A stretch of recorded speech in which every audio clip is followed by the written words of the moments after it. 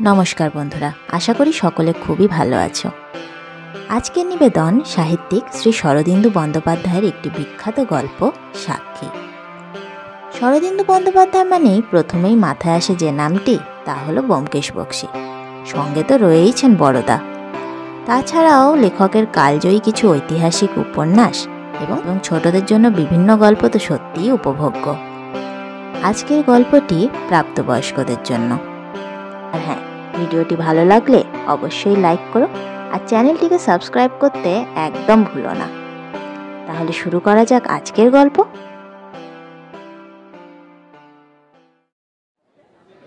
জেলা কোর্টে দায়রা ইজলাসে খুনের মামলা শেষ হয়েছে। আসামিও বেকসুর খালাস পেয়েছে।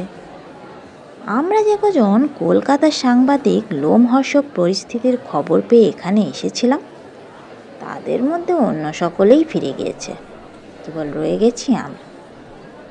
মামলার নিষ্পত্তি হয়ে গেছে এবং আসামি সুবিচার পেয়েছে, তাতেও সন্দেহ নাই। তবু আমার মন সন্তুষ্ট যেন হতে পারেনি।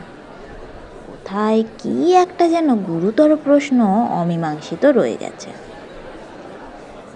শহরের ধনী এবং উচ্ছৃঙ্খল যুবক মোহিতমোহন রক্ষিত নিজের স্ত্রীকে হত্যা করে ফেরারি হয়, তারপর ধরাও পড়ে যায়।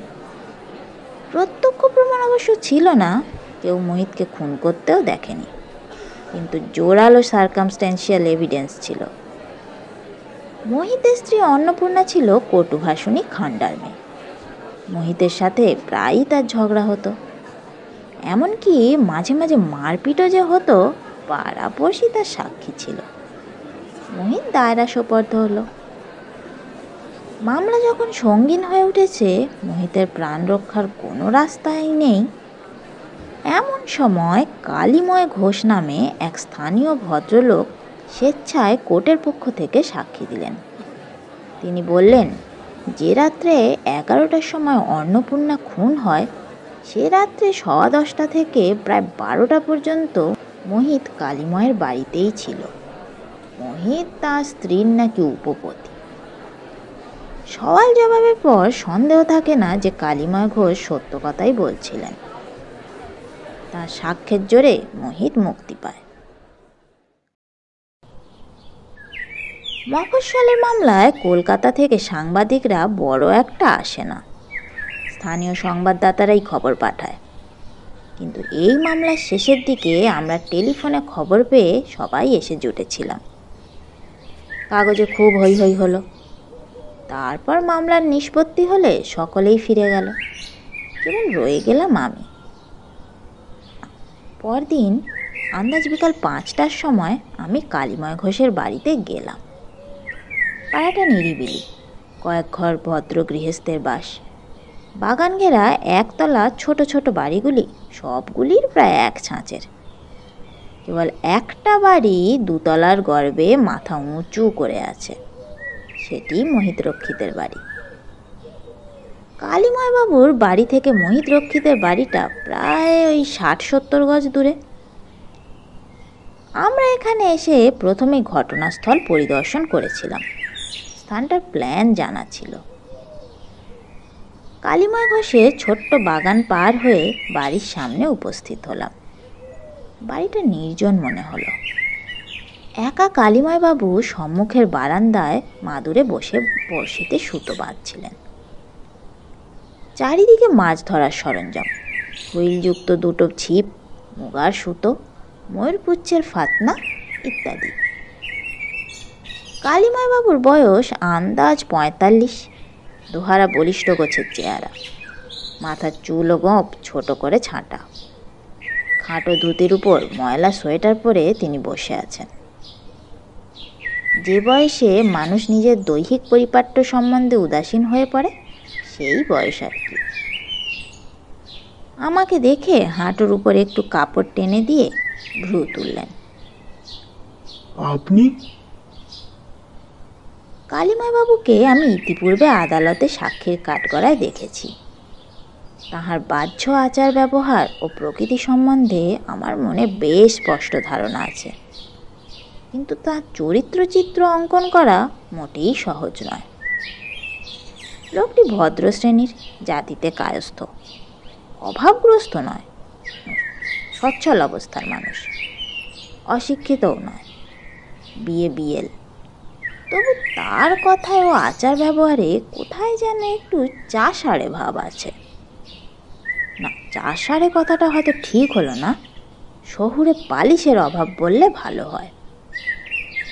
পাড়া গাঁয়ের চণ্ডী মণ্ডপে তাকে বেমানান মনে হবে না, কিন্তু কলকাতার মার্জিত সমাজের কোনো ড্রয়িং রুমে তাকে ছেড়ে দিলে তিনি হংস মধ্যে বকের ন্যায় প্রতীয়মান হবেন, তাতে সন্দেহ নেই। আমি নিজের পরিচয় দিলাম, তারপর তার কাছে গিয়ে মাদুরের প্রান্তে বসলাম। তিনি একবার রুক্ষ চোখে আমার দিকে চাইলেন, বললেন, সব তো চুকে বুকে গেছে, আবার কেন? আমি বললাম, আগে না না, আমি সাংবাদিক হিসাবে আপনার কাছে আসিনি, নিতান্তই ব্যক্তিগত কৌতূহল আর কি। আপনার মতো চরিত্র বল আজকালের দিনে দেখা যায় নাকি না? একটা দুশ্চরিত্র লম্পটের প্রাণ বাঁচানোর জন্য আপনি তো আজ কাজ হলো না। তিনি দৃঢ়ভাবে বাধা দিয়ে বললেন, ওসব কথা ছাড়ান দিন, কি জানতে চান? সংকুচিত হয়ে প্রশ্ন করলাম, আপনার স্ত্রী? সে পালিয়েছে। কালীময়বাবু আবার বঁড়শি বাঁধতে প্রবৃত্ত হলেন। সে কি? কোথায়? কার সঙ্গে? জানি না, খোঁজ করিনি। কিছুক্ষণ নীরবে তার বঁড়শি বাঁধা দেখলাম। একটা মুগার সুতোয় দুটো বঁড়শি বাঁধলেন। বর্ধমানের ভালো বঁড়শি, বঁড়শি বাঁধবার বিশেষ কায়দাও আছে, যেমন তেমন করে বাঁধা চলে না। প্রথমে একটা বঁড়শিকে সুতোর একধারে বেঁধে দুই পাশে সুতো পাকিয়ে এক করতে হয়, তারপর অন্য বঁড়শি সুতোর অন্য প্রান্তে একইভাবে বাঁধতে হয়। দুটা বঁড়শি পাশাপাশি ঝুলতে থাকে। আপনি ছিপে মাছ ধরতে ভালোবাসেন? হ্যাঁ। রাত্রে মাছ ধরেন কেন? মজা আছে, দিনে মাছ ধরার চেয়ে ঢের বেশি মজা। কার বাইরে সাইকেল ল্যাম্প জ্বেলে জলের উপর আলো ফেললে মাছ আসে। আজ রাত্রে মাছ ধরতে যাবেন নাকি? না, আজ আর হবে না। আপনার বাড়িতে এখন কে কে আছে? কেউ নেই, আমি একা, নিজে রেঁধে খাচ্ছি। কিছুক্ষণ বঁড়শি বাঁধা দেখে বললাম, আচ্ছা, মোহিত রক্ষিত তার স্ত্রীকে যেমন খুন করেনি তা যেমন প্রমাণ হলো, কিন্তু কে যে খুন করলো তা তো জানা গেল না। কালীময় আমার পানে একটা অবজ্ঞাপূর্ণ দৃষ্টি নিক্ষেপ করে বললেন, আপনি আইনের কিছুই জানেন না দেখছি। কে খুন করেছে এ মামলায় তা জানবার দরকার নেই। মোহিত রক্ষিত খুন করেনি, এটা প্রমাণ হলেই যথেষ্ট। না, তবু কে খুন করেছে জানা দরকার তো। সে ভাবনা পুলিশের? তা বটে, তা বটে, তবু। বড়শি বাঁধা শেষ হলে কালীময় সুতো তুলে ধরে নিরীক্ষণ করতে করতে যেন অন্যমনস্কভাবেই প্রশ্ন করলেন, আপনি মদ খান? মদ? হ্যাঁ, মদ, হুইস্কি, ব্র্যান্ডি, জিন খান? সত্যি কথা বললাম, আগে পরের পয়সা পেলে খাই আর কি। তবে আসুন। কালীময় আমাকে বাড়ির ভিতরে বসবার ঘরে নিয়ে গেলেন। কালীময়ের মনের মধ্যে অনেক কথা জমেছিল। সে রাত্রে আমরা দুজনে মুখোমুখি বসে একটা বোতল হুইস্কি সাবার করেছিলাম। সেই সঙ্গে তার মুখে যে বৃত্তান্ত শুনেছিলাম তার সাথে আদালতে প্রদত্ত এজাহার মিলিয়ে একটা গোটা কাহিনী খাড়া করা যেতে পারে। তার পলাতকা স্ত্রী দামিনীর একটা ফটোও দেখিয়েছিলেন। এমন কিছু আহামরি চেহারা নয়, কিন্তু বয়স ওই 20-22, শরীরের বাঁধুনি আছে এবং চোখে আছে কপট ভালো মানুষই। কালীময় এ জেলারই লোক, ছোটবেলায় পাড়াগাঁয়ে ছিলেন, তারপরে শহরে এসে লেখাপড়া শিখিয়েছেন, উকিল হয়েছেন, গ্রামের জমিজমা বিক্রি করে শহরে বাড়ি কিনে বাস করেছেন। ওকালতিতে তার বেশি পসার নয়। জরিপের কাজ করে অল্প স্বল্প যা রোজগার হয়, হাতে কিছু নগদ টাকা আছে, লগ্নি কারবারে মন্দ উপার্জনও হয় না। মোটের উপর সচ্ছল অবস্থা। প্রায় 20 বছর শহরে আছেন। শহরের সকলের সঙ্গেই তার পরিচয় আছে, কিন্তু বেশি ঘনিষ্ঠতা কারোর সঙ্গেই নেই। যে ব্যক্তি একাধারে উকিল এবং মহাজন, তার সঙ্গে কারো বেশি ঘনিষ্ঠতা বোধহয় সম্ভবও নয়। কালীময়ের প্রথম পক্ষে স্ত্রী রুগ্ন ছিলেন। বিবাহিত জীবনের প্রায় 15টা বছর নিরবিচ্ছিন্ন শয্যাগত থেকে নিঃসন্তান অবস্থায় স্বর্গারোহণ করেন। কালীময়ের বয়স তখন 40 পার হয়ে গিয়েছে। দ্বিতীয়বার বিয়ে করার জন্য তিনি বিশেষ উৎসুক ছিলেন না। পুণ্যাম নরকের ভয়ও তাহার ছিল। কিন্তু কালীময়ের এক দুঃসম্পর্কের বোন ছিল। তার বিয়ে হয়েছিল অন্য জেলায়। কালীময় বিপত্নিক হয়েছেন শুনে সে এসে দাদাকে ধরে বসল।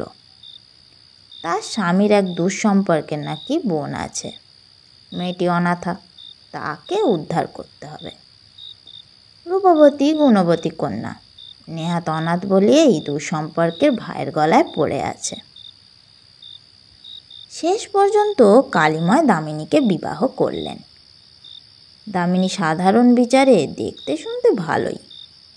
রূপ যত না থাক, চটক আছে।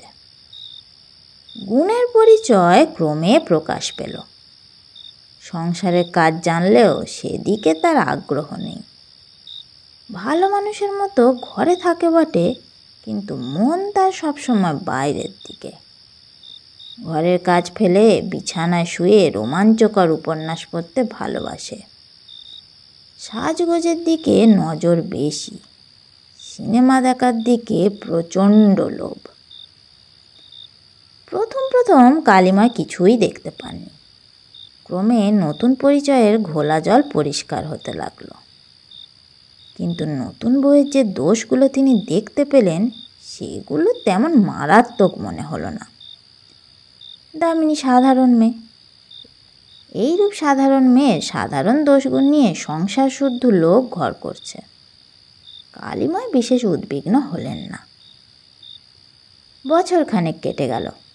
কালীময় ধীরে ধীরে উপলব্ধি করলেন, দামিনী সাধারণ মেয়ে নয়। সে অত্যন্ত স্বার্থপর। অন্যের সুখ সুবিধা সামর্থ্যের কথা সে ভাবে না। তার একটা প্রচ্ছন্ন জীবনও আছে। তার অতীত জীবনে কোনো গুপ্ত রহস্যও আছে। সে অত্যন্ত সরল নিরীহ মুখ নিয়ে অনর্গল মিথ্যে কথা বলে। সে লুকিয়ে লুকিয়ে কাউকে চিঠিও লেখে। একদিন একটা সামান্য ঘটনা ঘটল। কালীময়ের বাড়ির ঠিক সামনে রাস্তার ধারে একটা ডাক বাক্স আছে। দুপুরবেলা কালীময় একটা দলিল নেবার জন্য কোর্ট থেকে বাড়ি ফিরছিলেন। পথঘাট শূন্য। মোড় ঘুরে নিজের রাস্তায় পড়ে তিনি দেখতে পারলেন, দামিনী টুক করে ফটকের বাইরে এসে একখানা খামের চিঠি ডাকে ফেলেই আবার শুট করে বাড়ির ভিতরে চলে গেল। কালীময় গৃহে প্রবেশ করে দামিনীকে বললেন, আজ দুপুরে তুমি ঘুমাওনি দেখছি, কাকে চিঠি লিখলে? সরল বিস্ময়ে চক্ষু বিস্ফারিত করে দামিনী বলল, চিঠি কই, আমি লিখিনি তো। কালীময় ধোঁকা লাগলো। তবে কি তিনি ভুল দেখলেন? তিনি আর কিছু বললেন না। দলিল নিয়ে আদালত ফিরে গেলেন।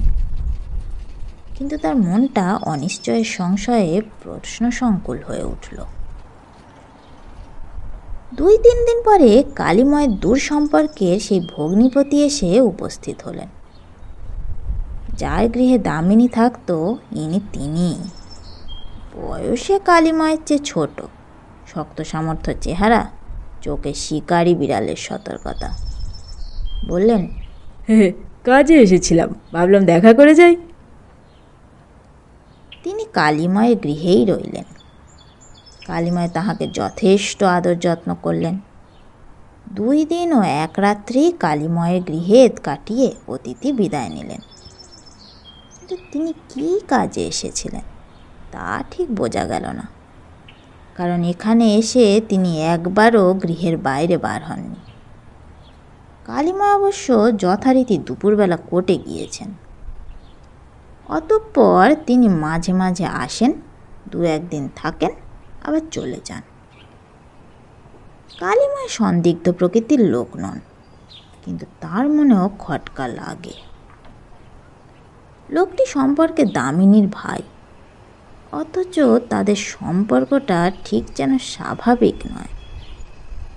কালিময়ের সম্মুখে তারা এমনই সংকুচিত হয়ে থাকে কেন? কোথায় যেন কিছু একটা গলদ আছে। যা হোক, এইভাবে আরও বছরখানেক কেটে গেল। কালিময় দিনের বেলা কোর্টে যান, সন্ধ্যার পর একটু হুইস্কি পান করেন। এ অভ্যাস তার আগে ছিল না, সম্প্রতি হয়েছে। তার ভারী মাছ ধরার শখ। আগে অন্তত সপ্তাহে 1 বার চৌধুরীদের পুকুরে রাত্রিকালে মাছ ধরতে যেতেন। এখন আর অত বেশি যাওয়া হয় না, তবুও মাঝে মাঝে যান। জরিপের কাজ পড়লে 2-3 দিনের জন্য বাইরেও যেতে হয়। তখন দামিনী বাড়িতে একলা থাকে। একলা থাকতে তার ভয় নেই। কালিময়ের বাড়িতে বেশি লোক আসা যাওয়ার নেই। যারা আসে কাজের দায়ে আসে। কদাচিৎ 2-1 জন কখনো খাতক টাকা ধার নিতে ও শোধ দিতে আসে। পড়শিদের সঙ্গে কালিময়ের নামমাত্র পরিচয়, কেবল মোহিতরক্ষীদের সাথেই একটু ব্যবহারিক ঘনিষ্ঠতা আছে। মোহিতরক্ষিত ফুর্তিবাজ ছোকরা, সুদর্শন চেহারা, মিষ্ট আচার ব্যবহার, কিন্তু প্রচণ্ড জুয়ারি। বন্ধুদের পাল্লা পড়ে মাঝে মধ্যে মাদক দ্রব্য সেবন করে, কিন্তু নেশাখোর নয়। প্রকাশ্যে চরিত্রদোষ ছিল না, কারণ ঘরে ছিল খান্ডার বউ। এই মোহিতরক্ষিত মাঝে মধ্যে আসতো কালিময়ের কাছে টাকা ধার নিতে। তার পিতা তার জন্য যথেষ্ট সম্পত্তি করে রেখে গিয়েছিলেন, কিন্তু নগদ টাকা এমনভাবে বেঁধে দিয়ে গিয়েছিলেন যে প্রতি মাসে একটা বাঁধা বরাদ্দের বেশি সে হাতে পেতই না। তাই মাসের শেষের দিকে হঠাৎ টাকার ঘাটতি হলে মোহিতরক্ষিত কালিময়ের নিকটে রিস্টওয়াচ বা আংটি বাঁধা রেখে কখনো বা শুধু হাতেই টাকা ধার নিয়ে যেত। আবার হাতে টাকা আসলেই ঋণ শোধ করে দিত। কালিময় মোহিতকে মনে মনে পছন্দই করতেন, কারণ সে জুয়ারি হলেও মহাজনকে ফাঁকি দেবার চেষ্টা মাত্র করত না।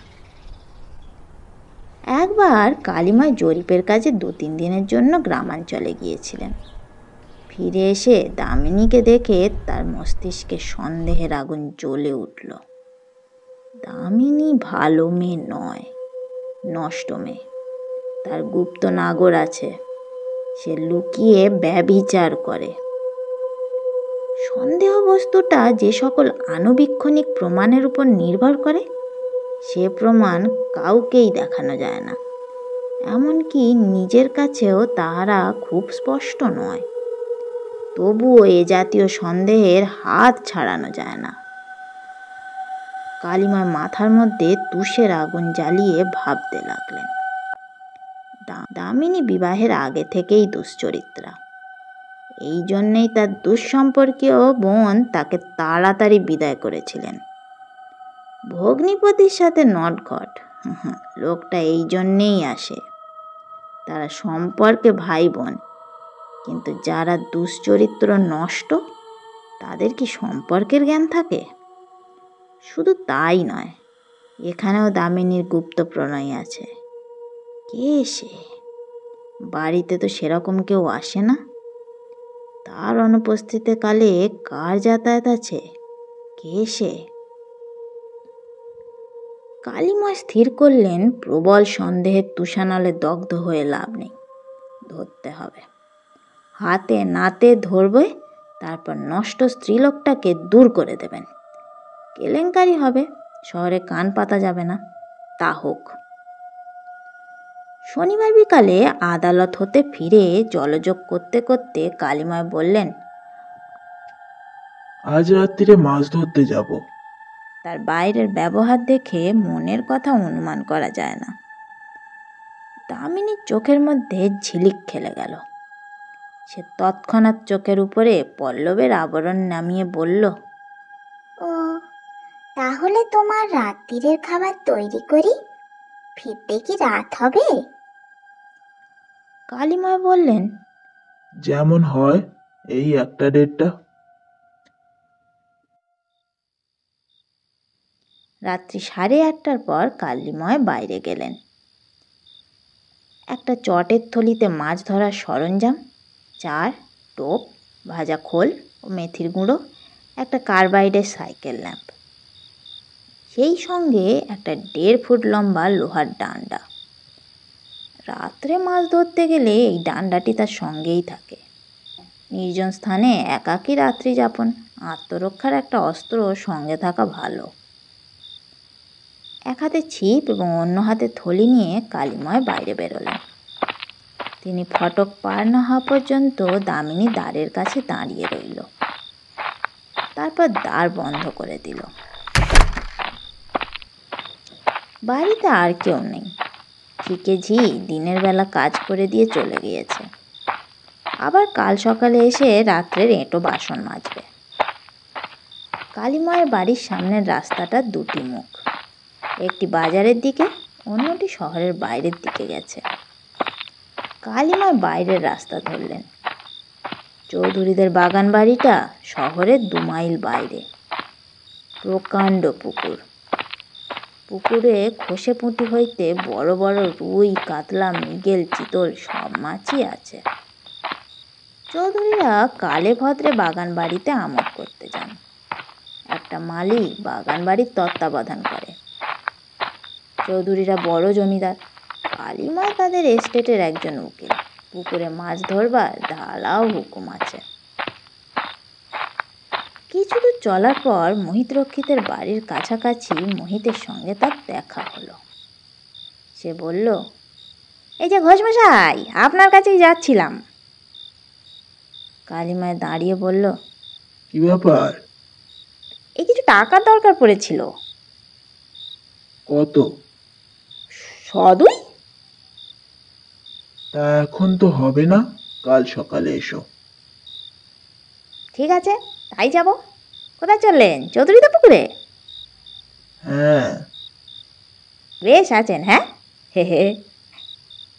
একটু হেসে মোহিত চলে গেল। নিজের বাড়িতে ফিরে গেল না, শহরে কোনো জুয়ার আড্ডায় গেল। মোহিতের বাড়ির সামনে দিয়ে যাবার সময় কালিময় শুনতে পেলেন বাড়ির ভিতর থেকে কাংশকণ্ঠে তীক্ষ্ণ স্বর আসছে। বাড়িতে মন বসে না, দিন রাত শুধু জুয়া আর জুয়া। লক্ষ্মী ছাড়া দশা, বাপ যা রেখে গেছে সব ছাড়ে গোল্লায় দিয়ে তবে নিশ্চিন্তি হবে। হাঁটতে হাঁটতে কালিময় ভাবতে লাগলেন, মোহিতের বউ সুন্দরী এবং যুবতী, কিন্তু কি গলা, কি মেজাজ! দুনিয়ায় বিয়ে করে কি কেউ সুখী হয়েছে? তিনি নিজে 2বার বিবাহ করেছেন। প্রথমটি চিররুগ্না, দ্বিতীয়টি ভ্রষ্টা। মানুষ কেন যে বিয়ে করে? রাস্তাটা আরও 1/2 মাইল গিয়ে মিউনিসিপ্যালিটি এলাকার শেষ প্রান্তে পৌঁছেছে। অতঃপর আর আলোকস্তম্ভ নেই। এইখানে পৌঁছে কালিমা একটা গাছের তলায় উপস্থিত হলেন। রাত্রিকালে এ রাস্তায় লোক চলাচল খুবই কম। তবু কালিময় গাছের পিছন দিকে গিয়ে ছিপটি গাছের গুঁড়িতে হেলিয়ে রাখলেন। থলিটা মাটিতে রেখে নিচে একটা উঁচু শিকড়ের উপর বসলেন। এখানে বসলে রাস্তা দিয়ে মোটর গাড়ি গেলেও তার হেডলাইটের আলোয় তাকে দেখা যাবে না। পকেট থেকে সিগারেট বার করে কালিময় ধরালেন। ধরাবার সময় দেশলাইয়ের আলোতে হাত ঘড়িটা দেখে নিলেন। 9:05। আজ যেন সিগারেটটা বড্ড তাড়াতাড়ি শেষ হয়ে গেল। তিনি আর একটা সিগারেট ধরালেন। সেটা শেষ হলে আর একটা। 10টা বাজলে কালিমার পায়ের জুতো খুলে ফেললেন। জুতো জোড়া গাছের কাণ্ডে তুলে রাখলেন, শিয়াল কুকুরে নিয়ে যেন না যায়। তারপর থলি থেকে লোহার ডান্ডাটা নিয়ে থলিও গাছের একটা গোঁজার মতো ডালে ঝুলিয়ে দিলেন। ছিপটি যেমন ছিল তেমনি রইল। কালিময় লোহার ডান্ডাটি শক্ত করে ধরে নিঃশব্দে ফিরে চললেন। রাস্তায় জনমানব নেই। নিজের পাড়ায় যখন ফিরলেন তখন পাড়া নিশুতি, সব বাড়িতে আলো নিভে গিয়েছে। কেবল মোহিতের বাড়ির একটা ঘরে আলো জ্বলছে। কালিমায়ের নিজের বাড়িও অন্ধকার, কোনো সাড়া শব্দ নেই। তিনি চোরের মতো প্রবেশ করলেন। বাড়ির প্রবেশদ্বার দুইটি, একটা সামনে একটা পিছনে। কালিময় অনুভব করে দেখলেন দুটো দ্বারই ভিতর থেকে বন্ধ। তিনি তখন নিঃশব্দ পদে শোয়ার ঘরের জানলার বাইরে গিয়ে দাঁড়ালেন। জানলার একটি কপাট অল্প খোলা রয়েছে। ঘরের ভিতর অন্ধকার। কান পেতে থাকলে ফিস ফিস গলার আওয়াজ শোনা যায়, কিন্তু কান পেতে শোনার পর কালিময় কণ্ঠ দুটো চিনতে পারলেন। একটি তাহার স্ত্রী দামিনীর, অপরটি তার ঘাতক মোহিত রক্ষিতের।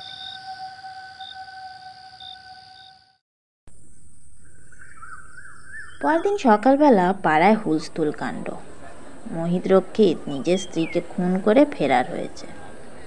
বাড়িতে পুলিশ এসেছে। মোহিতের বাড়ির বাঁ পাশে গোলাপ নিয়োগীর বাড়ি, ডান পাশে থাকেন প্রতাপচন্দ্র। দুজনেই প্রৌঢ় ব্যক্তি। তারা পুলিশের কাছে এজাহার দিলেন। মোহিত এবং অন্নপূর্ণার ঝগড়া নাকি দৈনন্দিন ব্যাপার। কাল রাত্রি আন্দাজ 11টার সময় তারা মোহিতের বাড়ি থেকে অন্নপূর্ণার চিৎকার ও গালিগালাজের শব্দ শুনতে পান। মোহিত কোনোদিনই চেঁচিয়ে ঝগড়া করে না। কালও তার কণ্ঠস্বর স্পষ্ট শোনা যায়নি। হঠাৎ অন্নপূর্ণা মেরে ফেললে বলে 2-3 বার চিৎকার করেই নাকি চুপ করল। ব্যাপার এতটা চরমে আগে কখনো ওঠেনি, কিন্তু দাম্পত্য কলহে বাইরের লোকের হস্তক্ষেপ করতে যাওয়া মূঢ়তা। তাই গোলাপ নিয়োগী এবং প্রতাপচন্দ্র অত রাত্রে আর বাড়ির বাইরে বার হননি। বিশেষত অন্নপূর্ণা যখন হঠাৎ চুপ করে গেল, তারা তখন ভাবলেন মোহিত বউকে পিটিয়ে শায়েস্তা করেছে। সে যে বউকে খুন করতে পারে এ সম্ভাবনা তাদের মাথাতেই আসেনি। সারা রাত্রি মৃতদেহ খোলা বাড়িতেই পড়েছিল। সকালবেলা ঝি এসে আবিষ্কার করেছে। ঝিয়ের চেঁচামেচিতে গোপালবাবু ও প্রতাপবাবু এ বাড়িতে এসেছেন এবং মৃতদেহ দেখেই স্তম্ভিত হয়েছে। কালিময় মোহিতের বাড়িতে গেলেন। পাড়ায় এমন একটা কাণ্ড হয়ে গেল, সকলেই গিয়েছে, তিনি না গেলে খারাপ দেখায়। পুলিশ দারোগা তাকে জিজ্ঞাসা করলেন, আপনি কিছু জানেন? এজাহার দিবার ইচ্ছা কালিময় ছিল না। তিনি ইতস্তত করে বললেন,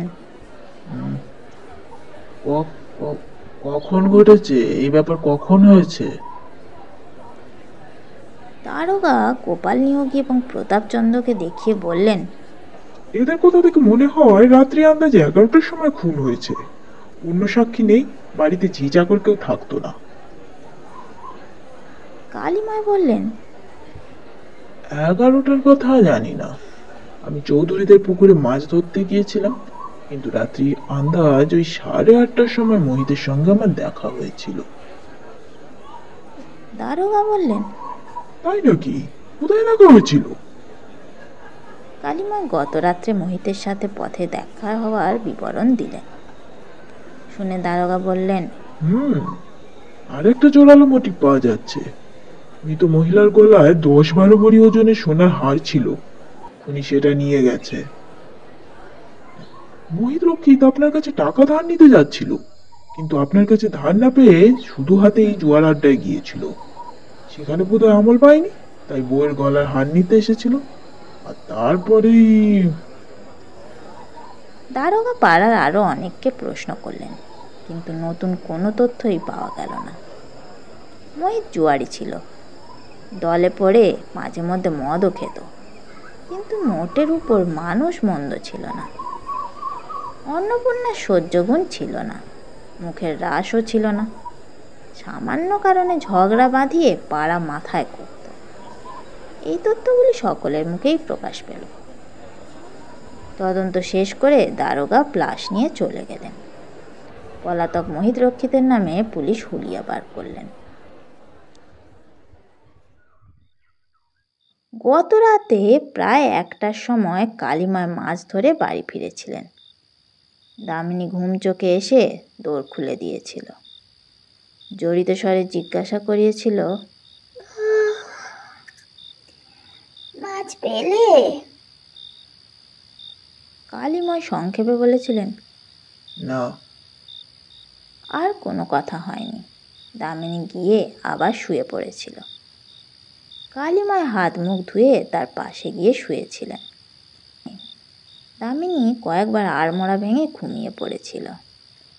কালিময় সারা রাত জেগেছিলেন। সকালবেলা দুজনের মধ্যে লুকোচুরি খেলা আরম্ভ হলো। বাইরের বাড়িতে খুনের খবর পেয়ে কালিময় অন্দরে আসলেন। দামিনীকে বললেন, কাল রাত্রে মোহিত রক্ষিত বউকে খুন করে পালিয়েছে। দামিনী চা তৈরি করছিল। হঠাৎ তার মুখখানা শুকনো হয়ে শীর্ণ হয়ে গেল।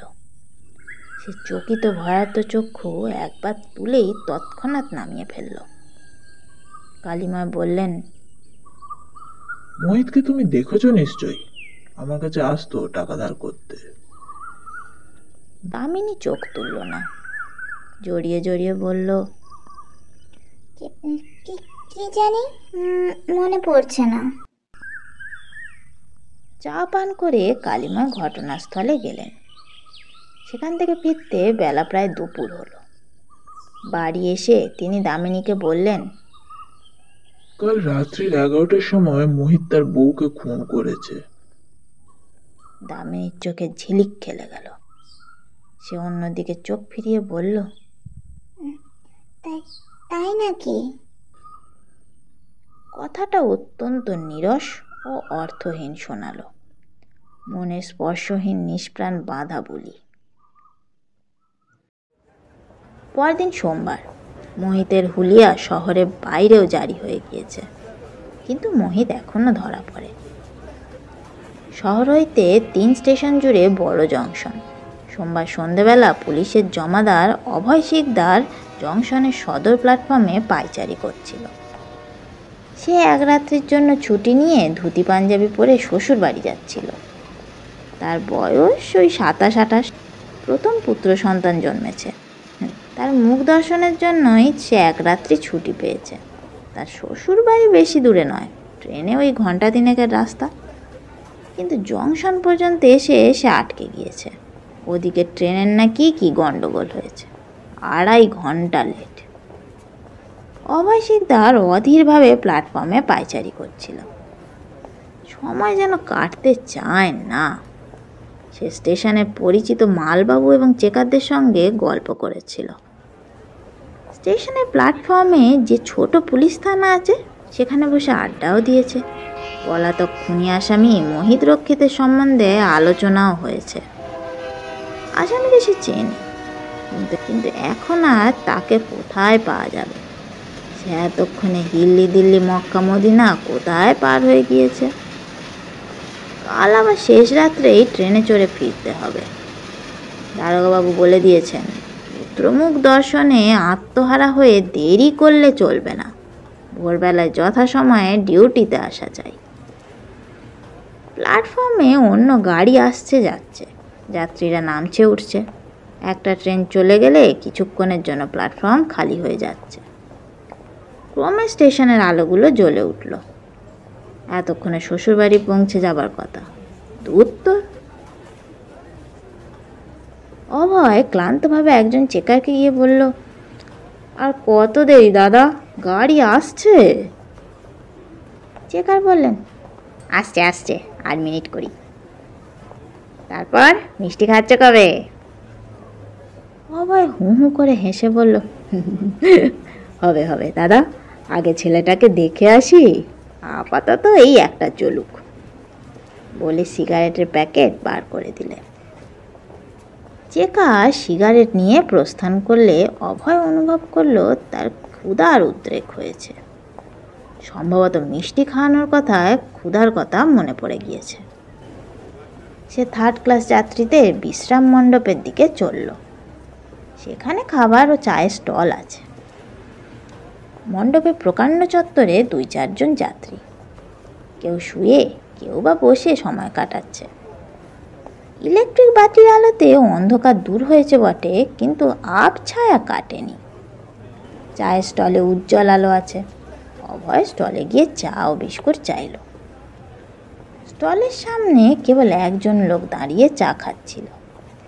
মাথায় বর্মি ভঙ্গিতে রুমাল বাঁধা, মুখে 2-3 দিনের দাড়ি। অভয় স্টলে আসলে সে একটু সরে গিয়ে তার দিকে পিছন ফিরিয়ে চা খেতে লাগলো। অভয় প্রথমে তাকে লক্ষ্য করেনি। বিস্কুট সহযোগে চা খেতে খেতে সে এক সময় লোকটার মুখের পাশ দেখতে পেল। গালে গভীর কালির দাগের মতো দাড়ি সত্ত্বেও অভয় চিনতে পারল। হাতে চায়ের পেয়ালাটা একবার পিরিচের উপর নেচে উঠল। তারপর ক্ষণেকের জন্য সে নিশ্চল হয়ে গেল। মাথার মধ্যে প্ল্যান ঠিক করতে করতে অভয় চা শেষ করল। স্টলওয়ালাকে পয়সা দিয়ে অলস কণ্ঠে জিজ্ঞাসা করল, পানের দোকানটা কোন দিকে? স্টলওয়ালা বলল, পান সিগারেট আপনি প্ল্যাটফর্মে পাবেন, হকারের কাছে। যেন কোনো তাড়াই নেই, এমনি মন্থর পদে অভয় প্ল্যাটফর্মে ফিরে গেল। তারপর ছুটতে ছুটতে থানার ঘরে প্রবেশ করল। 5 মিনিট পর সে আবার চায়ের স্টলে ফিরে এলো। মাথায় রুমাল বাঁধা লোকটা চা শেষ করে দোকানদারকে পয়সা দিচ্ছে। অভয় তার পিছনে গিয়ে দাঁড়ালো। সে ফিরতেই অভয়ের সাথে তার চোখাচোখি হলো। সে অভয়কে চিনল না, পাশ কাটিয়ে যাবার চেষ্টা করল। ইতিমধ্যে 2 দিক থেকে পুলিশের পোশাক পরা 2 জন লোক এগিয়ে এলো। অভয় বলল, তোমার নাম মোহিত রক্ষিত, তুমি ফেরারি আসামি। মোহিত ক্ষণকালের জন্য স্তম্ভিত হয়ে গেল। তারপর ভর কেন ঘোড়ার মতো পালাবার চেষ্টা করল, কিন্তু পালাতে পারল না। 3 দিক থেকে 3 জন তাকে চেপে ধরল। থানার ঘরে নিয়ে গিয়ে মোহিতকে সার্চ করা হলো। তার কাছে তার মৃতা স্ত্রীর সোনার হার এবং কয়েক ঘন্টা পয়সাও পাওয়া গেল। নগদ টাকার অভাবে সে বেশি দূর পালাতে পারেনি। সে রাত্রে অভয়ের পুত্রমুখ দর্শন হলো না। গাড়ি এসে চলে গেল। অভয় মোহিতের হাতে হাত কড়া পরিয়ে 2 জন কনস্টেবলের সঙ্গে শহরে ফিরে চলল। মোহিতের মামলা কমিটিং কোর্ট পার করে দায়রা আদালতে উঠল। মোহিতের পক্ষে একজন নামজাদা ফৌজদারি উকিল নিযুক্ত হয়েছিল, তার সঙ্গে 2-3 জন জুনিয়রও। সরকারের পক্ষে ছিলেন স্থানীয় প্রবীণ পাবলিক প্রসিকিউটর। কালিময় যদিও কোনো পক্ষেই নিযুক্ত হননি, তবু তিনি বরাবর কোর্টে হাজির ছিলেন। অন্য আরও অনেক জুনিয়র উকিলও উপস্থিত ছিল। তাছাড়া শহরের কৌতূহলী জনসাধারণ ভিড় করে মজা দেখতে আসছিল। আসামির কাঠগড়ায় মোহিত রক্ষিত এক মাথা রুক্ষ চুল ও এক মুখ দাড়ি নিয়ে নত নেত্রে দাঁড়িয়েছিল। হাকিম রামরাখাল সেন এসে বিচারকের সামনে উপবিষ্ট হলে মামলা আরম্ভ হলো। রামরাখাল সেন কড়া মেজাজের বিচারপতি। তাঁর এজলাসে উকিলেরা বৃথা বাক্যবয় বা চেঁচামেচি করতে সাহস করে না। জুরি নির্বাচন সম্পন্ন হলে সরকারি উকিল সংক্ষেপে বয়ান করলেন। মোহিত রক্ষিত উশৃঙ্খল জুয়া এবং আনুষঙ্গিক নানা রকম কদাচারে পৈতৃক পয়সা ওড়ানো তার একমাত্র কাজ ছিল। তার সতীসাধ্যী স্ত্রী অন্নপূর্ণা তাকে সৎপথে আনবার চেষ্টা করত, কিন্তু পেরে উঠত না। এই নিয়ে স্বামী স্ত্রীতে প্রায়ই বচসা হতো। নিজের রুচি ও প্রবৃত্তি অনুযায়ী কাজে বাধা পেয়ে মোহিত তার স্ত্রীর প্রতি অতিশয় বিদ্বেষভাবাপন্ন হয়ে উঠেছিল। গত 27 সেপ্টেম্বর শনিবার স্বামী স্ত্রীর বিরোধ চরমে উঠল। মোহিতের জুয়া খেলবার প্রবৃত্তি জাগার দিয়েছিল, অথচ মাসের শেষে তার হাতে টাকা ছিল না। সে প্রথমে টাকা ধার করাবার চেষ্টা করলো, কিন্তু টাকা ধার না পেয়ে স্ত্রীর গলার হার বন্ধক দিয়ে টাকা সংগ্রহ করার মতলব করলো। রাত্রি 10:30টার পর সে গৃহে ফিরে স্ত্রীর নিকট হার চাইল। অন্নপূর্ণা হাত দিতে অস্বীকার করল। তখন মোহিত স্ত্রীর মাথায় প্রচণ্ড আঘাত করে তাকে খুন করলো এবং তার গলা হতে হার খুলে নিয়ে ফেরার হলো। দুদিন পরে সোমবার সন্ধ্যায় রেলওয়ে জংশনে পুলিশ মোহিতকে গ্রেপ্তার করে। তার সঙ্গে তখনও তার মৃতা স্ত্রীর হার ছিল। সেই হার পুলিশ কর্তৃক কেমিক্যাল অ্যানালিস্টের কাছে প্রেরিত হয়। হার পরীক্ষার ফলে জানা গিয়েছে তাতে রক্ত লেগেছিল এবং সেই রক্ত মোহিতের স্ত্রীরই রক্ত, অন্তত একই গ্রুপের রক্ত। ডাক্তারিতে যাকে AB গ্রুপের রক্ত বলে সেই রক্ত। খুনের প্রত্যক্ষদর্শী সাক্ষী অবশ্য নেই, কিন্তু সব প্রমাণ মিলালে অনিবার্যভাবে প্রতিপন্ন করা যায় যে মোহিত নিজের স্ত্রীকে খুন করেছেন এবং এ বিষয়ে রিজনেবল ডাউটের কোনো অবকাশ নেই। আসামিকে প্রশ্ন করা হলো, তুমি দোষী কি নির্দোষ? মোহিত হাত জোর করে হাকিমে বললেন, হুজুর হুজুর, আমি মহাপাপী, কিন্তু আমি আমার স্ত্রীকে খুন করিনি হুজুর, আমি আমার স্ত্রীকে খুন করিনি। বলেই সে অসহায়ভাবে কাঁদতে লাগলো। আসামি পক্ষের উকিল বললেন, হুজুর, আমার মক্কেল বেকসুর, তার বিরুদ্ধে সাক্ষী সাবুত কিছুই নেই। সরকারি উকিল আগে নিজের কেস প্রমাণ করুন, আসামির ছাপাই এখন উজ্জ্বল রইল, প্রয়োজন হলে পরে হুজুরে দাখিল করব। অতঃপর একে একে সাক্ষীরা এসে জবানবন্দি দিতে লাগলো। অনেক সাক্ষী, গোপাল নিয়োগী এবং প্রতাপচন্দ্র সাক্ষ্য দিলেন। কালীময়েরও সাক্ষ্য দিবার কথা, কিন্তু তিনি পূর্বেই পাবলিক প্রসিকিউটরের কাছে গিয়ে নিজেকে ছাড়িয়ে নিয়েছিলেন। তিনি উকিল, তার যে তেজারতির কারবার আছে এ কথা প্রকাশ্য আদালতে প্রচার হলে তার নিন্দে হবে। পাবলিক প্রসিকিউটর বলেছিলেন, আপনাকে না হলেও চলে যাবে, দুজন মারোয়ারি সাক্ষী আছে, তাদের দিয়ে কাজ চালিয়ে নেব। প্রথম দিন 3-4 জন সাক্ষীর এজেহার হলো। মোহিতের উকিল দীর্ঘকাল জেরা করেও সাক্ষীদের টলাতে পারলেন না। সেদিনের মতো মোকদ্দমা শেষ হলে মোহিতকে আবার লকআপে নিয়ে যাওয়া হলো। সে জামানতও পায়নি। আদালত থেকে ফিরে কালীময় হাত মুখ ধুয়ে জলযোগ করতে বসলেন। ঘরে তিনি আর দামিনী ছাড়া কেউ নেই। দামিনী খাঁচায় পড়া ইঁদুরের মতো ঘরের এদিক থেকে ওদিক, ওদিক থেকে এদিক ছটফট করে বেড়াচ্ছে। বাইরে যাবার পথও খুঁজে পাচ্ছে না।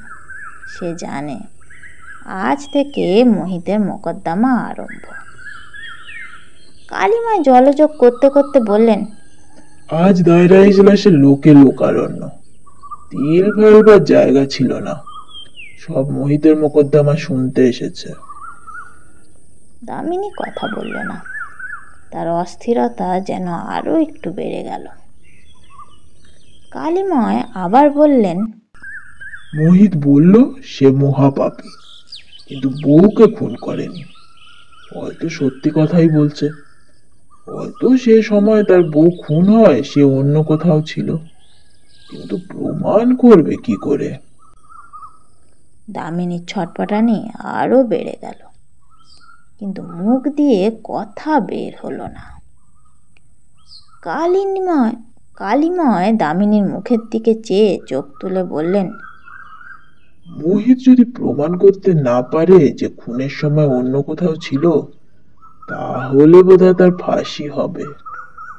রাম রাখাল বাবু বড় কড়া হাকিম। দামিনী হঠাৎ ঘর থেকে বাইরে বেরিয়ে হয়ে গেল, যেন খাঁচার ইঁদুর পথ খুঁজে পেয়েছে। পরদিন মোহিতের বিচারে আরো সাক্ষী আসলো। সরকারি ডাক্তার সব ব্যবচ্ছেদের রিপোর্ট দিলেন। মাথায় ভারী ভোঁতা অস্ত্রের আঘাতে অন্নপূর্ণার মৃত্যু ঘটেছে। মৃত্যুর সময় মধ্যরাত্রির কাছাকাছি। অন্নপূর্ণার রক্ত AB গ্রুপের। AB গ্রুপের রক্ত খুবই বিরল, শতকরা 3 জনের মধ্যে পাওয়া যায়। অতঃপর পুলিশের যে দারোগা তদন্তের ভার পেয়েছিলেন তিনি সাক্ষী দিলেন। 2 জন মারোয়ারিও সাক্ষী দিল। খুনের রাতে আন্দাজ 9টার সময় মোহিত তাদের কাছে টাকা ধার নিতে গিয়েছিল, কিন্তু তারা জানতো মোহিত জুয়ারি, তাই শুধু হাতে টাকা ধার দেয়নি। বলেছিল বন্ধকি দ্রব্য পেলেই তবেই টাকা ধার দিতে পারে। মোহিত চলে গিয়েছিল আর ফিরে আসে নাই। সাক্ষীদের জেরা শেষ করতে করতে দ্বিতীয় দিনের শুনানি শেষ হল। সাক্ষীরা অটলই রইল। তৃতীয় দিনের সাক্ষীরা ভালো করেই মোহিতের গলায় ফাঁসির দড়ি পরালো। প্রথমে অভয় শিকদার এসে মোহিতকে গ্রেপ্তার করবার ইতিহাস বলল। গ্রেপ্তারের সময় মোহিত পালাবার চেষ্টা করেছিল তাও উল্লেখ করল। জংশন স্টেশনের পুলিশ দারোগা মোহিতের বডি সার্চ করে সোনার হার পেয়েছিলেন তাও প্রকাশ করলেন। সোনার হারে রক্তচিহ্ন লক্ষ্য করে তিনি তা খামে ভরে তদন্তের ভারপ্রাপ্ত কর্মচারীর কাছে পাঠিয়ে দেন। হারটি এক্সিবিট রূপে কোর্টে দাখিল করা হলো। অতঃপর এলেন সরকারি রাসায়নিক পরীক্ষক। তিনি বললেন হাড়ে যে রক্ত লেগেছিল তা তিনি পরীক্ষা করে দেখেছেন। ও মানুষের রক্ত এবং এবি গ্রুপের রক্ত। সব ব্যবচ্ছেদক ডাক্তারের সাক্ষ্যের সহিত মিলে গেল, তাতে কোনো সন্দেহ রইল না। মোহিত রক্ষিত রক্তাক্ত দেহা মৃত স্ত্রীর গলা থেকে হাড় খুলে নিয়েছিলেন এবং সে যদি খুন না করে থাকে তবে ফেরারি হলো কেন? রিজনেবল ডাউটের কোনো অবকাশ নেই। পাবলিক প্রসিকিউটর হাকিমকে বললেন, হুজুর, আমার সাক্ষী শেষ হয়েছে, এবার আসামি পক্ষ সাফাই পেশ করতে পারে। আসামির উকিল উঠে বললেন, হুজুর, সরকারি উকিল নিঃসংশয়ে প্রমাণ করতে পারেনি যে আসামি খুন করেছে। যা হোক, আজ আর সময় নেই, কাল আমি সাফাই সাক্ষী দাখিল করব। তারা প্রমাণ করবে যে খুনের রাত্রে আসামি অন্যত্র ছিল। আসামির কাঠগড়ায় মোহিত একবার ভীত ব্যাকুল চোখে চারিদিকে চাইল, যেন চিৎকার করে কিছু বলতে চাইল। তারপর 2 হাতে মুখ ঢাকল। উকিল কিরূপ সাফাই সাক্ষী দেবেন তা তিনি জানত না। উকিল মোহিতের কাছে সত্য কথা জানবার চেষ্টা করেছিলেন, কিন্তু বিফল হয়ে নিজেই সাক্ষীর ব্যবস্থা করেছিলেন। সে রাত্রে শোবার আগে কালিময় আলমারি থেকে হুইস্কির বোতল বার করলেন। গেলাসে হুইস্কি ঢালিয়া তাতে জল মিশিয়ে গেলাস হাতে বিছানার পাশে এসে বসলেন। দামিনী শোয়ার আগে আয়নার সম্মুখে দাঁড়িয়ে মুখে ক্রিম মাখছিল। কালিময় বললেন, মোহিতকে দেখে দুঃখ হয়। কি যেন বলতে চাইছে কিন্তু বলতে পারছে না। মোকদ্দমার অবস্থা ভালো নয়, বোধ করি ওর ফাঁসিই হবে। দামিনী কালিময়ের দিকে মুখ ফেরালো না, 2 হাতের আঙুল দিয়ে মুখে ক্রিম ঘষতে লাগলো। কালিময় গেলাসে চুমুক দিয়ে বললেন, আমার কি মনে হয় জানো, এর মধ্যে স্ত্রীলোক ঘটিত ব্যাপার আছে। মোহিতের সঙ্গে বোধহয় কোনো কুলবধূর নটঘট ছিল। যে রাত্রে খুন হয় সে রাত্রে মোহিত তার কাছে গিয়েছিল, কিন্তু সে কথা এখন বলতে পারছে না। এমন অনেক অপরাধ আছে যা স্বীকার করার চেয়ে ফাঁসি যাওয়াই ভালো। দামিনী আলো নিভিয়ে দিয়ে বিছানায় প্রবেশ করল। কালিময় অন্ধকারে হুইস্কির গেলাস শেষ করে শুয়ে পড়লেন। লেপের মধ্যে দামিনীর হাতে তার হাত ঠেকল। দামিনীর হাত বরফের মতো ঠান্ডা। কিছুক্ষণ নীরব থেকে কালিময় বললেন, মোহিত লুচ্চা লম্পট হোক, ওর মনটা ভদ্র। যার সঙ্গে ওর পীড়িত তার কিন্তু উচিত এগিয়ে আসা, সকলের সামনে দাঁড়িয়ে বলা মোহিত খুনের রাত্রে কোথায় ছিল। নিন্দা হবে, কলঙ্ক হবে, তবু একটা নির্দোষ মানুষের প্রাণ তো বাঁচবে। উচিত কিনা তুমি বলো? দামিনী লেপের ভিতর হতে ফোঁস করে উঠল। আমি কি জানি? মোহিতের মোকদ্দমা সম্বন্ধে এই প্রথম সে কথা বলল। কালিমায়ের ইচ্ছা হলো শয্যা থেকে উঠে গিয়ে বাইরের ঘরের চৌকির উপরে শুয়ে রাত্রি যাপন করেন, কিন্তু সতীসাধ্রী স্ত্রী অপেক্ষা নষ্ট চরিত্রের চৌম্বক শক্তি আরও প্রবল। চতুর্থ দিন মোহিতের উকিল আদালতে 3টি সাফাই সাক্ষী পেশ করলেন। সাক্ষী 3টিকে দেখলেই চেনা যায়। নাম কাটা সেপাই, ভদ্র সন্তান হলেও এরা সমাজের যে স্তরে বাস করে তাকে সমাজের অধমাঙ্গ বলা চলে। নেশা, জুয়া এবং সর্ববিধ অসাধুতা তাদের মুখে স্পষ্ট অফিসের সিলমোহরের মতো কালো ছাপ মেরে দিয়েছে। তারা একে একে এসে সাক্ষী দিল যে খুনের রাত্রে তারা 3জনে মোহিতের সঙ্গে রাত্রি 9:30 পর্যন্ত ব্রিজ খেলেছিল। ব্রিজ খেলা জুয়া নয়, গেম অফ স্কিল, সুতরাং জুয়া খেলা সম্বন্ধেও তাদের নিষ্পাপ। শহরে একটা সিনেমা মন্দির আছে, তারই সংলগ্ন একটা কুঠুরিতে বসে তারা ব্রিজ খেলেছিল। সিনেমা মন্দিরের অ্যাসিস্ট্যান্ট পুরোহিত তাদেরই বন্ধু, তাই উক্ত কুঠুরিতে বসে তারা প্রায়ই তাস পাশা খেলে। সেদিন রাত্রে 1টার সময় মোহিত উঠে বাড়ি চলে যায়। তারপর কি ঘটেছে তারা জানে না। ইহাদের সাক্ষ্য ধোপে টিকল না, পাবলিক প্রসিকিউটরের জেরায় ভেঙে পড়ল। দেখা গেল ব্রিজ খেলায় হরতন বড় কি চিড়িতন বড় তা তারা জানেই না। সিনেমায় সেদিন কোন ছবি দেখানো হয়েছিল তাও তারা স্মরণ করতে পারল না। একজন সাক্ষী বলেই ফেলল দিনটা শুক্রবার ছিল কি শনিবার ছিল তাও ঠিক তার মনে নেই। 3টি সাক্ষীর এজেহার শেষ হতেই অপরাহ্ন গড়িয়ে গেল। হাকিম রাম রাখালবাবু ললাটে ভ্রুকুটি জমা হয়েছিল। তিনি আসামের উকিলকে জিজ্ঞাসা করলেন, এই রকম সাক্ষী আর কটি আছে? উকিল অপ্রতিভ হয়ে বললেন, আগে আমার কেস ক্লোজ করলাম, আর সাক্ষী দেব না। ভালো। হাকিম একবার দেয়াল ঘড়ির দিকে দৃষ্টিপাত করলেন। এবার তাহলে আর্গুমেন্ট শুরু করুন। হুজুর। আসামের উকিল বহস আরম্ভ করার জন্য কাগজপত্র নাড়াচাড়া করতে করতে জুনিয়রদের সঙ্গে নিম্ন স্তরে কথা বলছিলেন। এমন সময় কালিময় কোর্টের পিছন দিকের একটা বেঞ্চিতে উঠে দাঁড়িয়ে বললেন, হুজুর, আমার কিছু বক্তব্য আছে। আমি মকদ্দমায় কোর্টের পক্ষ থেকে সাক্ষী দিতে চাই। হাকিম চকিত ভ্রুভঙ্গি করে মুখ তুললেন। কালিময় কোর্টের সামনে এসে সাক্ষীর কাঠগড়ায় উঠলেন। হাকিমকে বললেন, হুজুর, আমি একজন উকিল, এই শহরেরই বাসিন্দা, আসামের প্রতিবেশী। মামলা সম্বন্ধে আমি কিছু জানি। হুজুরে তা পেশ করবার অনুমতি দেয়া হোক। হাকিম কিয়ৎকাল স্থির চোখে কালিময়কে নিরীক্ষণ করলেন, তারপর ঘাড় নাড়লেন। কালিময়কে হলফ পড়ানো হলো। তিনি হাকিমের দিকে ফিরিয়ে ধীর মন্থর কণ্ঠে বলতে আরম্ভ করলেন, হুজুর, এই মামলার গোড়া থেকে আমি কোর্টে হাজির আছি। সব সাক্ষীর জবানবন্দি শুনছি। সরকারি উকিল সাক্ষী সাবুত দিয়ে প্রমাণ করতে চেয়েছেন যে গত 27শে সেপ্টেম্বর রাত্রি আন্দাজ 11টার সময় মোহিত রক্ষিত তার স্ত্রী অন্নপূর্ণাকে খুন করেছে।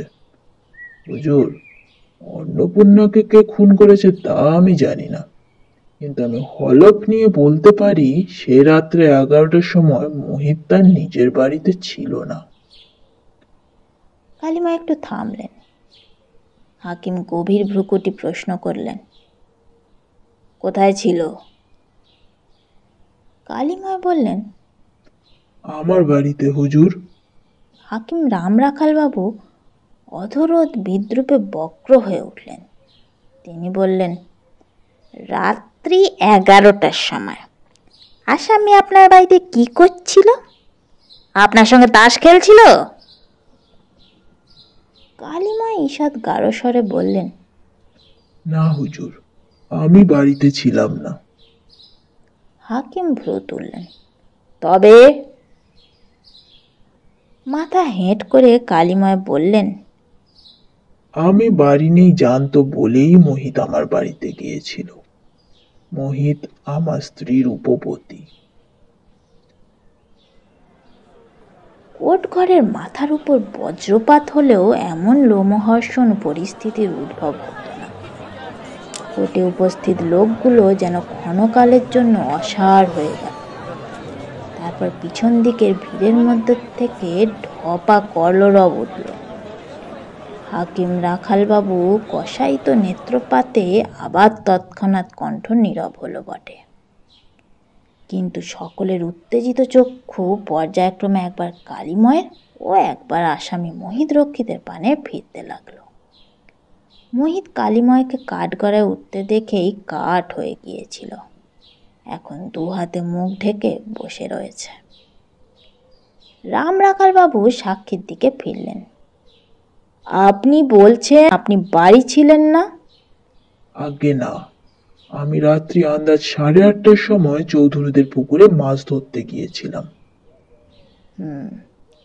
তাহলে আপনি জানলেন কি করে আসামি আপনার বাড়িতে গিয়েছিল? আগে আমি আবার ফিরে এসেছিলাম। আমি দ্বিতীয় পক্ষে বিবাহ করেছি।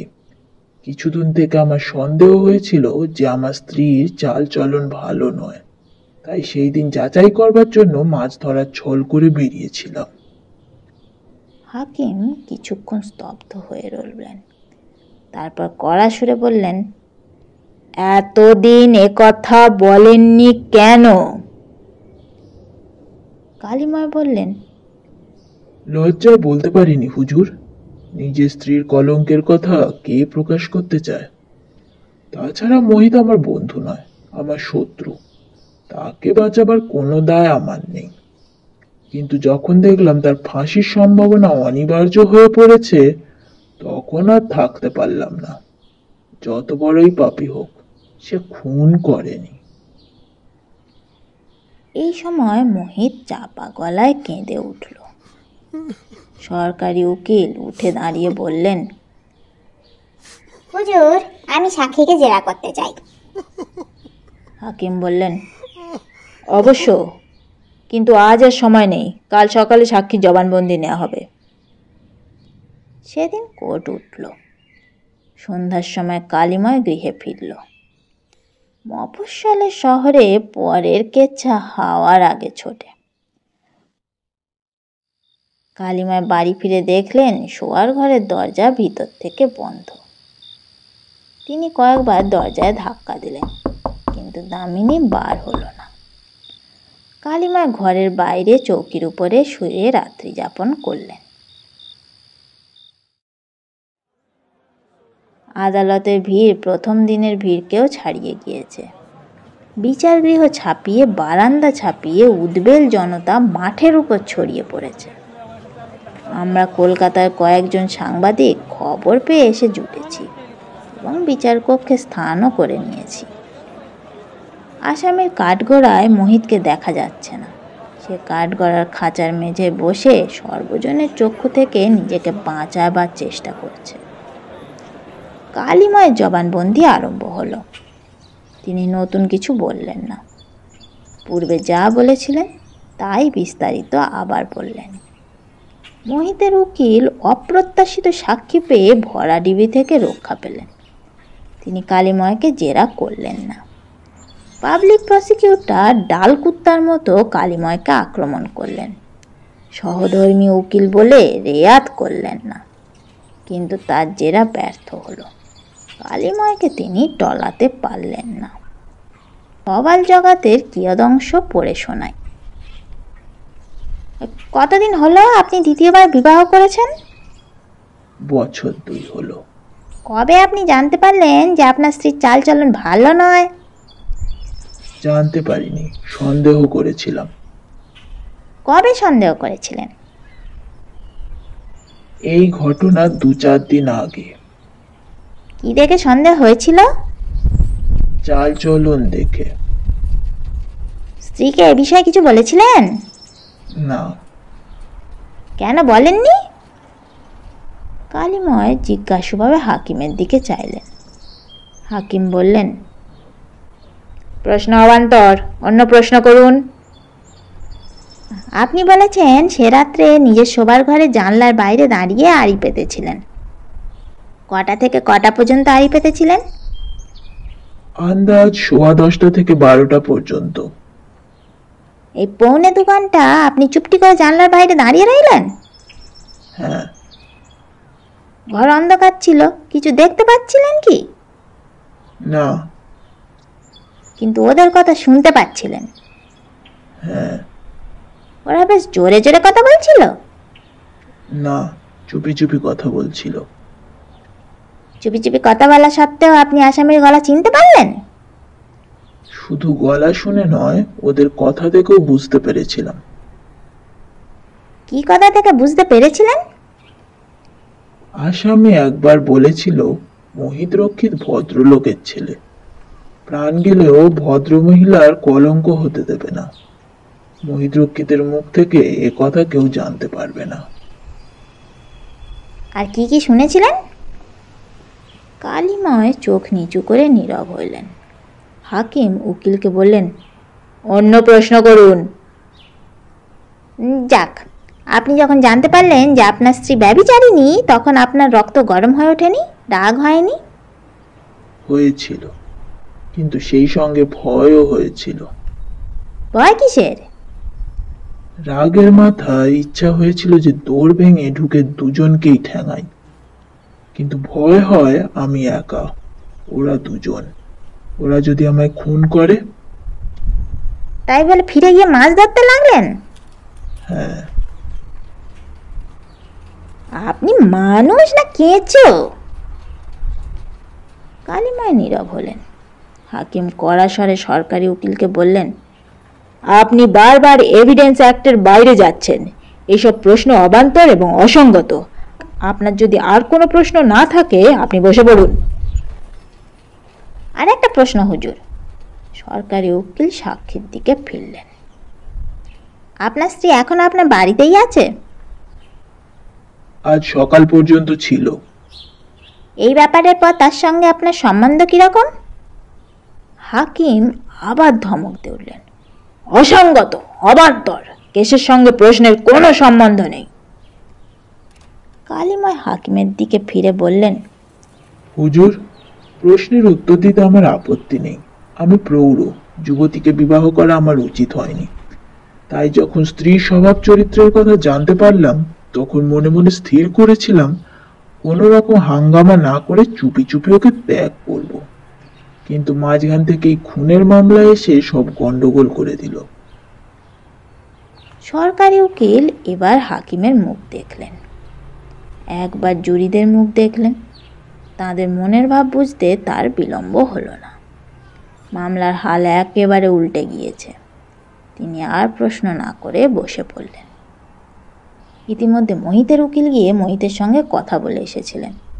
তিনি উঠে বললেন, হুজুর, এবার আসামি নিজের মুখে তার স্টেটমেন্ট দেবে। কোর্টের সকলে সিদ্ধারা খাড়া করে বসল।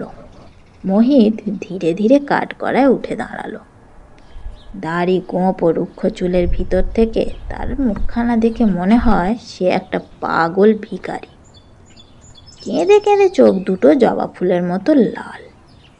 সে হাত জোর করে ভগ্ন স্বরে বলতে আরম্ভ করল, ধর্মাবতার, আমি মহাপাপী।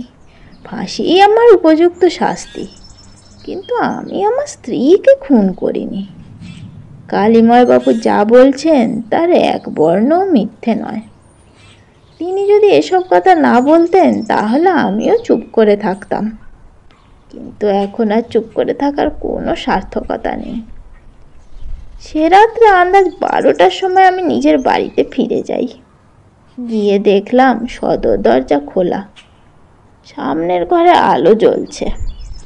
আমার স্ত্রী অন্নপূর্ণা মেঝে মরে পড়ে আছে। আমি ভয়ে দিশাহারা হয়ে গেলাম। ভাবলাম আমাকেই সবাই খুনি বলে সন্দেহ করবে। অন্নপূর্ণার সঙ্গে আমার সদ্ভাব নেই, এ কথা সবাই জানে। প্রাণ বাঁচাবার একমাত্র উপায় পালিয়ে যাওয়া, কিন্তু আমার পকেটে মাত্র 2-3 টাকা আছে।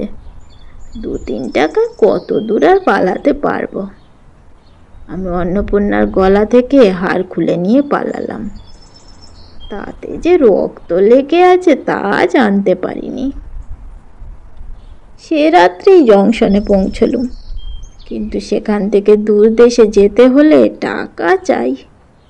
জংশনে কাউকে চিনি না, কার কাছে হার বিক্রি করব।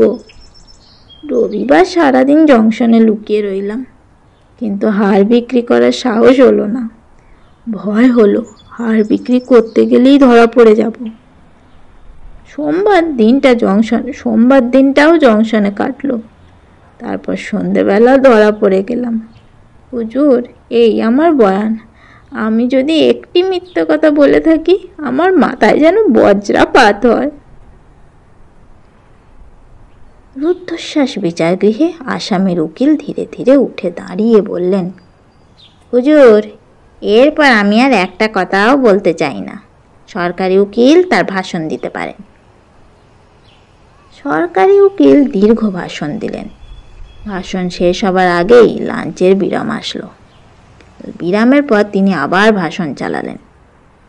কালিমায় যে মিথ্যা সাক্ষী নিজের নাক কেটে পরের যাত্রা ভঙ্গ করছেন, এই কথা তিনি বারবার জুরিদের বোঝাবার চেষ্টা করলেন। তার কথা কিন্তু কারো মনে স্থান পেল না।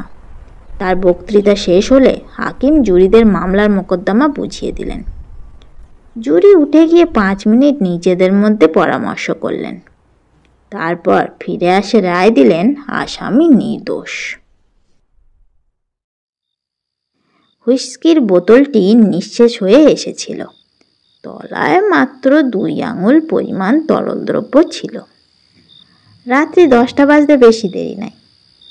কালিমাইবাবুর বসবার ঘরে বোতল মাঝখানে রেখে আমরা দুজনে মুখোমুখি বসে আছি। আমার মাথার মধ্যে রুমঝুম নুপুর বাজছে, কিন্তু বুদ্ধিটা পরিষ্কার আছে। কালিময় রক্তাভ নেত্রে মদের বোতলটার দিকে চেয়ে আছেন। আমি বললাম, তারপর? কালিময় বোতল থেকে চক্ষু সরালেন না, বললেন, কাল কোর্ট থেকে ফিরে এসে দেখলাম দামিনী পালিয়েছে। কোথায় গেছে জানি না, হয়তো দূর সম্পর্কের ভাইয়ের কাছেই ফিরে গেছে। আর মোহিত? সে আছে, কাল রাত্রে এসেছিল, পায়ে ধরে মাপ চেয়ে গেল। কিছুক্ষণ কোনো কথা হলো না। আমার মাথার মধ্যে রুমঝুম শব্দের সঙ্গে একটা বেতাল চিন্তা ঘুরছে। শেষে বললাম, একটা প্রশ্নের কিন্তু ফয়সলা হলো না। কালিময় আমার পানে রক্তাক্ত চোখ তুললেন। বললাম, অন্নপূর্ণাকে খুন করলো কে? কালিময় নির্নিমেষ আমার পানে চেয়ে রইলেন। বললাম, আপনি সে রাত্রে লোহার ডান্ডা নিয়ে আড়ি পাততে এসেছিলেন। আদালতে লোহার ডান্ডার কথা কিন্তু বলেননি। কালিময় আরো কিছুক্ষণ আমাকে স্থির চোখে নিরীক্ষণ করল। তোমার বিশ্বাস আমি অন্নপূর্ণাকে খুন করেছি? বললাম, বিশ্বাস না, সন্দেহ। আপনি 1.25 ঘন্টা জানলার বাইরে দাঁড়িয়ে রইলেন, এ কথা মেনে নেওয়া শক্ত। আপনি কেঁচো নয়, মানুষ। হঠাৎ কালিময় হুইস্কির বোতলটা ধরে নিজের গ্লাসের মধ্যে উজাড় করে দিলেন। তাতে জলও মিশালেন না, নিরম্বু তরল আগুন গলায় ঢেলে দিলেন। আমি অপেক্ষা করে রইলাম। তিনি বললেন, হ্যাঁ, অন্নপূর্ণাকে আমি খুন করেছিলাম। তোমাকে বলছি, কিন্তু তুমি যদি অন্য কাউকে বলো আমি অস্বীকার করব। তো আমার বিরুদ্ধে কোনো প্রমাণ নেই। আমার মাথার মধ্যে বেতালা চিন্তাটা এবার তালে নেচে উঠল। প্রশ্ন করলাম, অন্নপূর্ণাকে খুন করলেন কেন? সে তো কোনো অপরাধ করেনি। কালিময় বললেন, তাকে খুন করবার কোনো মতলবই ছিল না। নিজের ঘরের ব্যাপার দেখে মাথায় আগুন জ্বলে উঠেছিল। আমি গিয়েছিলাম প্রতিশোধ নিতে। প্রতিশোধ নিতে? হ্যাঁ, মোহিত আমার মুখে চুন কালি দিয়েছে, তাই আমিও গিয়েছিলাম তার গালে চুন কালি দিতে। কিন্তু অন্নপূর্ণা অন্য জাতের মেয়ে, সে দামিনী নয়। আমার মতলব যখন সে বুঝতে পারলো, তখন আমার কোঁচা চেপে ধরে বলল, তবে রে হর হবাতে অলপে মিনসে, তোর মনে এত ময়লা, দাঁড়া তোর পিন্ডি চটকাচ্ছি। এই বলে সে আমার কোঁচা ধরে প্রাণপণে চেঁচাতে লাগলো। মেরে ফেললো গো, মেরে ফেললো গো। তখন আর আমার উপায় রইল না, এখনই চিৎকার শুনে পাড়াপড়শি এসে পড়বে। হাতে লোহার ডান্ডা তো ছিলই।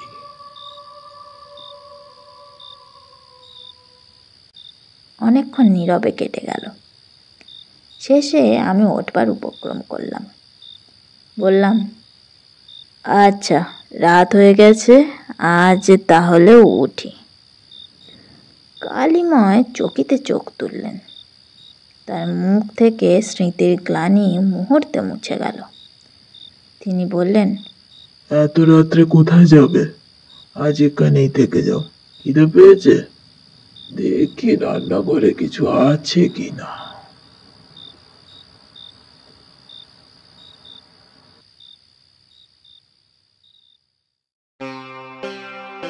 কেমন লাগলো আজকের গল্প? আশা করি নিশ্চয়ই ভালো লেগেছে। ভালো লাগলে কিন্তু লাইক দিতে ভুলো না, আর চ্যানেলটাকে প্লিজ সাবস্ক্রাইব করে দাও। তবে তো নতুন নতুন আরও গল্প শোনাতে পারবো। তাহলে খুব তাড়াতাড়ি দেখা হচ্ছে পরের গল্পে। ততক্ষণ ভালো থেকো, ভালো রেখো।